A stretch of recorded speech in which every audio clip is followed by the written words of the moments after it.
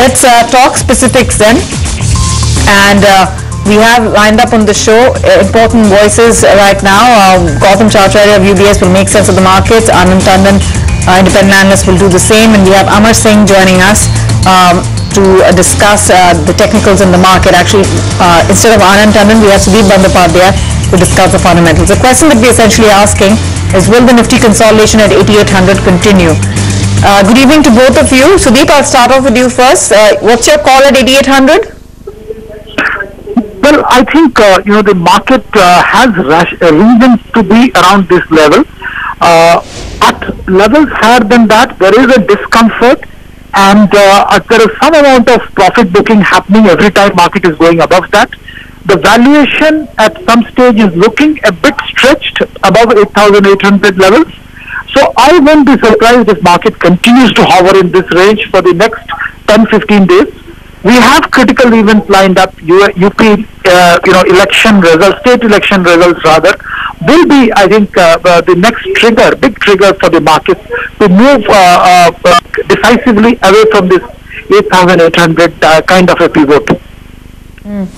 Amar, is that your technical view as well?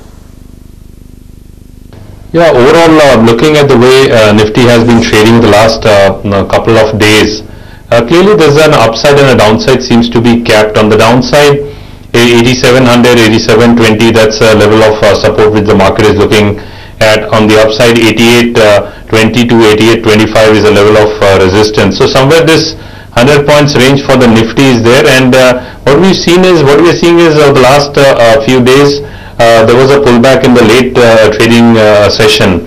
But today the markets have closed slightly below. That's down by almost 12 points. So that's negligible, I would say. But yes, at these levels there would be some risk reward, because those who are trading perspective, that's okay. But still, the level that people are looking at is 8820, 8825. You can say 8820 to 8830. That's the key level of resistance. If that is taken out consistently and decisively, then we'll see the next leg of rally towards 8920 and 8968, which was the earlier high.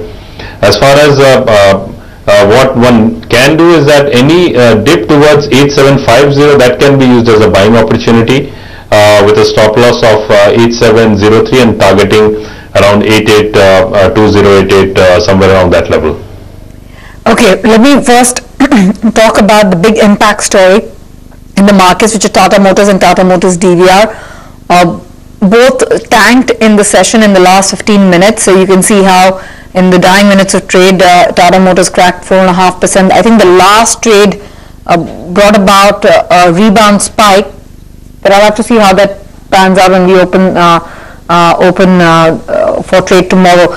Tata Motors DVR, pretty much the same story. I think the loss over there was about 7-8% odd at the time that we shut shop, but I think there was a bit of a spike there too, ultimately closing lower by 6%. But Yatin Mota has his ears to the ground. He's gone through the press conference, the fine print, it all, and joins us with the rationale of how the market is really viewing Tata Motors post earnings and what that means for the market's outlook on the stock as well. Yatin, what's your own verdict now, looking at all angles?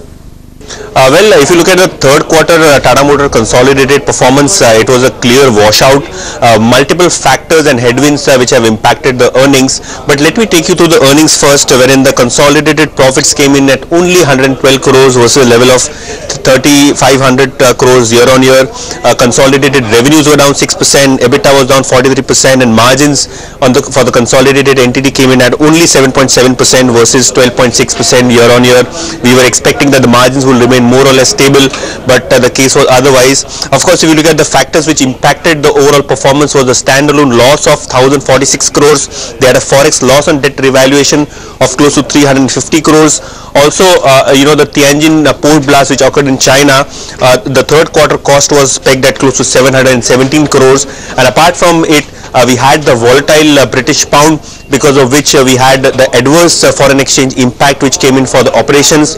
Also, the management in the press conference indicated that because of weaker product mix and phasing out of Discovery in various markets because of the new launches which are lined up, we had a 200 basis points impact on the EBITDA. So on an overall basis, if you look at the reported EBITDA, the performance was quite weak for JLR. The JLR margins came in at 9.3%. Despite a 15% growth in revenues, but if you adjust the JLR margins, they would probably try and meet the expectations, but these are not one-off costs. There would be some impact of the British pound depreciation moving forward as well, but the management is quite hopeful that the product pipeline for the domestic market and for JLR remains quite strong. The underlying demand trend is quite strong. The Chinese volumes and the UK, US markets are looking up. So moving forward, as we move into 2017, the calendar year, the demand and the product pipeline is quite strong, and moving forward, the kind of volume growth that they're expecting should be above the industry average. So that is probably the silver lining. But if you look at the results on the reported front, clearly because of foreign exchange losses, the kind of changes in product mix that we have seen, the overall results were a slight bit of washout. Okay, thanks for that, Yatin. Before we do a quick in-depth analysis on Tata Motors earnings and the outlook for the stock with both our guests, I just want to touch upon Sun Pharma, the earnings that came in from the bellwether in the pharma sector. And Darshan, take it away. There was a bit of a margin setback, but otherwise a steady Q3.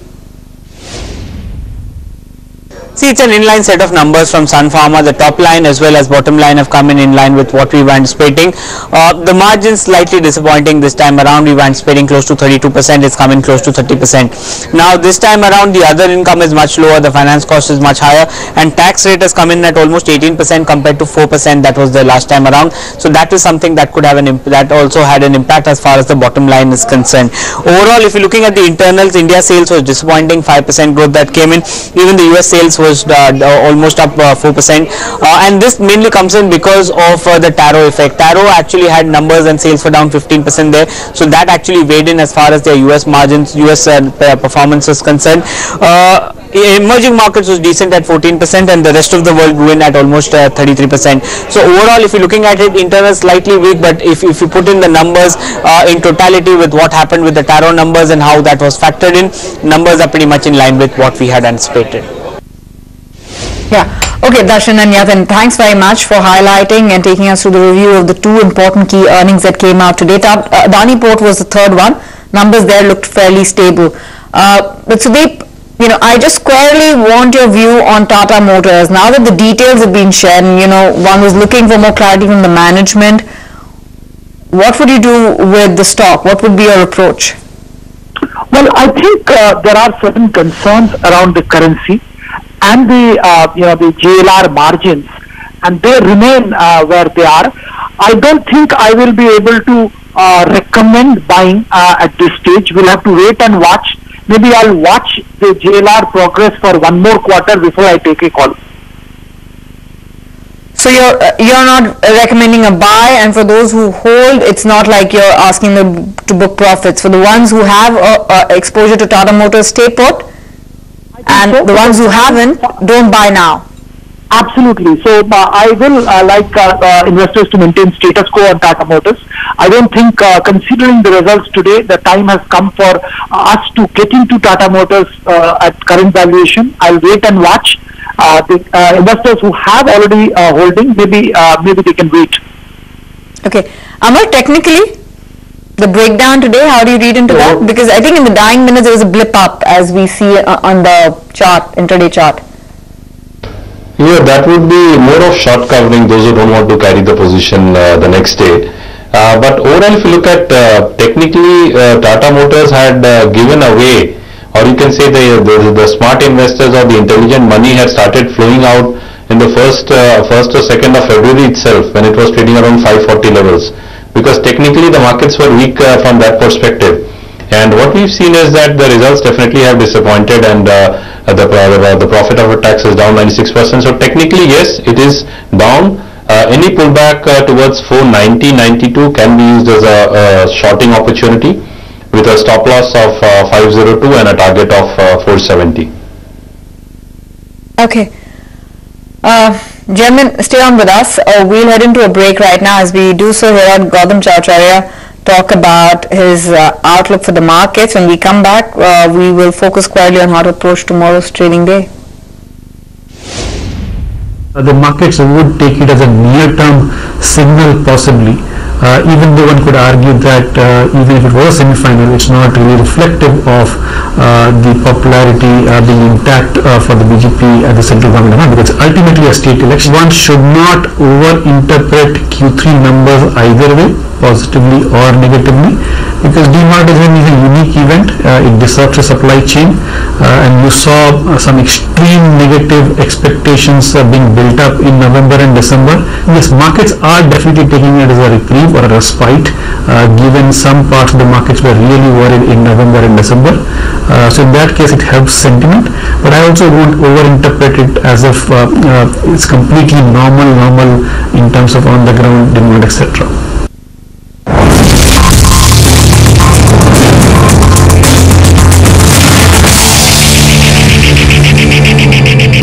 Welcome back. You're still watching Market More right here on PT. Now, I just want to get in a quick perspective from Sudeep on Sun Pharma's earnings. What do we do with the stock given the HALOL overhang from US FDA? And also the long and tiring pitch that both Blackstone and GIC have been making to get a piece of the rental arm with DLF, which is being seen as one of the tipping points to unlock value there in a business which is really trying to turn around. Sudeep, what's your call on both these names? Well, I think Tanvi, Sun Pharma results are more or less in line with what was expected. Of course, the US FDA strictures will have to carefully monitor going forward as well. And as far as the result is concerned, I will say that Taro numbers were not on kind of lines which were expected. They were subdued, and Sun Pharma results consolidated. What has come is actually better than what we were expecting post Taro results.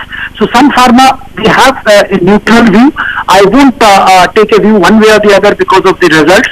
Overall, we have not been recommending buy in Sun Pharma. We have been bullish on Lupin, and we will continue to maintain our stand that somebody has to buy a large cap pharma. They should look at Lupin, not Sun at this stage.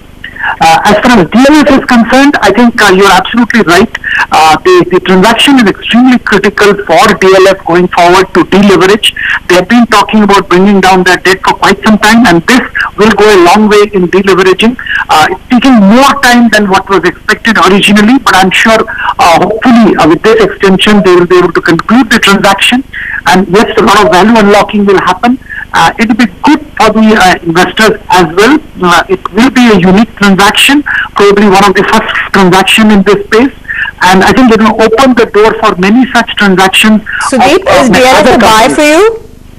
DLF is a buy for us at this stage, yes. Okay, so that's a long-term bet coming in on DLF. From Sudeep Bandyopadhyay. I just want to get in a quick view on Nestle as well, because they're going to be coming out with numbers, and you're going to see margins likely coming back just a wee bit, not a whole lot, but the demonetization impact may also adjust on volumes, which may not see big growth this quarter around. Mubina joins us with a quick preview. Mubina? Well, most of the street expect Nestle to be one of the companies that will be able to weather the demonetization moves and actually be able to post a good set of numbers. Top line is seen growing 11% at 2,160 crore rupees. EBITDA as well strong at 9.5% at 405 crore rupees, but the EBITDA margins, is going to be a little weak from 19% to 18.8%. Net profit growth will be strong at 31% at 240 crore rupees.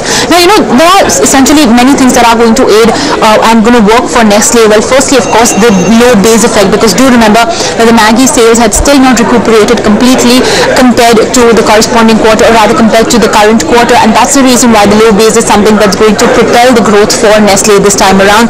And yes, also, Nestle traditionally has always had a higher reliance on the modern trade channels and has a higher urban salience as well, so this will help the company really weather the demonetization move. But on the margin picture, it may be a little subdued because there is, of course, the higher inflation in raw material costs that has hurt a lot of these staples companies. That is something that may impact Nestle's EBITDA margins. Okay, thanks Mubina for that. Sudeep, your call on Nestle. We spoke to Britannia as well. Some of the MNC businesses in the FMCG space have done quite well, have been more resilient than we've seen their peers, within the sector deal with the impact of demonetization. I mean, HUL, of course, got impacted quite badly on the volume front, but they also are saying that it's a one-quarter thing. What's the outlook here? Well, I think, I agree with your prognosis. I think the FMCG hit on account of demonetization was pretty much for one quarter. Things are back to kind of normal and they will improve from here on. But specifically on Nestle, yes, they may maintain the margins and they may maintain the volume. But I won't probably go and buy Nestle or recommend buying considering the valuation at which it is sitting. If somebody has to take a bet on the FMCG, universe, probably ITC will be my recommendation. I won't recommend buying Nestle. Okay, Amar, what's your call on a Nestle, on a Britannia, because these are slightly illiquid names, so trading volumes are not that high. So both of these names, and if also you can tie in a view on Adani Ports, because they came out with a good set of numbers. Yeah, overall, looking at Nestle in particular, Nestle has rallied the last few days from almost 5,800 levels. It's rallied to 6,300 levels, so somewhere trade around 6,193 currently. And technically speaking, it definitely has formed a base earlier from 7,500, almost 7,000 levels it has been correcting. But now the downside definitely seems to be limited, and as rightly said, that demonetization did have an impact, and that was felt on the stock prices as well. But currently it definitely seems to be supported on the downside anywhere between 5,500, 5,600, but on the upside it is likely to meet with resistance somewhere in the region of 6,300 levels. Okay, your strategies very quickly, Amar? As far as strategies are concerned, the first is a buy on GAIL. GAIL February futures, that can be a buy between 490 and 492 with a stop loss of 485 and a target of 504. And the second strategy is a sell on Apollo Tyres. Apollo Tyres, we've seen consistently a selling pressure in Apollo Tyres, and it's not able to sustain above the 180, 185 zone. So any pullback towards 176, 177 can be used as a shorting opportunity with a stop loss of 179 and a target of 171. Okay, we have just enough time. Sudeep, is there an investment idea you want to spell out? Well, I think, post these quarterly results which have already come out, I think I continue to have my strong conviction on State Bank of India. For an investor with a long-term view, I think it's a great buy at current levels. A lot of good things are happening in the banking and financial services industry. State Bank, in spite of being, having the PSU baggage and PSU tag, I think has done commendably well. The performance this quarter was good. I think they're moving into a comparatively much better position. So valuation-wise and potential-wise, I recommend buying State Bank for 1 year plus time horizon. As well as Amar, thanks very much for joining us and giving us your perspective on the markets, sharing with us your insights. As always, that's a wrap on markets. Tomorrow then we'll see you with the markets. As always, tomorrow morning, starting off our market coverage at 8 a.m.